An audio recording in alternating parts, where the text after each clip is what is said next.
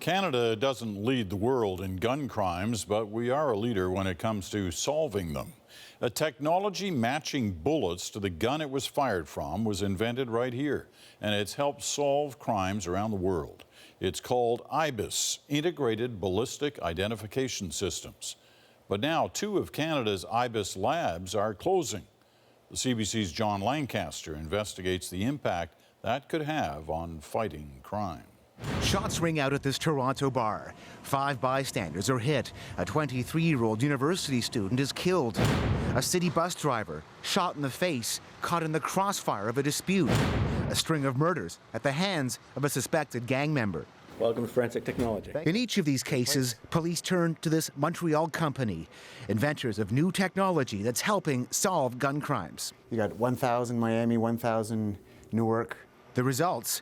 Police agencies have made thousands of so-called hits, matches between guns and bullets. And some of them old, crimes that were 10 years old, solved with this technology. Robert Walsh is the entrepreneur who developed the technology and saw its huge potential if it's used quickly. If you wait, time goes by and you lose a lot of effectiveness for the system. So ideally, within 24 hours, any piece of evidence that comes into your laboratory or a seized weapon should be entered into the system. It works like this. In just minutes, the latest technology identifies the unique microscopic markings created when a gun is fired. The markings are imprinted on the bullets, fragments, and casings. If we look at 2 guns that were manufactured right after one another on the same machine, on everything, we can look at the bullets fired from each, and there's differences between the 2. Unlike previous matching technology, this produces 3D images and compares them to thousands of other crime scene bullets in the database. So far, it's helped match 3,500 gun crimes in Canada. That's a match? It's a match.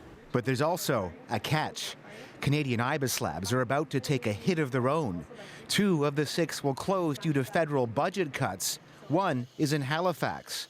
Some are predicting problems for police and the justice system. Certainly, if a matter is delayed for an unusual period of time for things like forensic investigation on a firearm that could be done much more quickly, then an accused person has the right to raise this type of constitutional challenge. In Regina, a city with one of the highest per capita crime rates, their lab is closing too.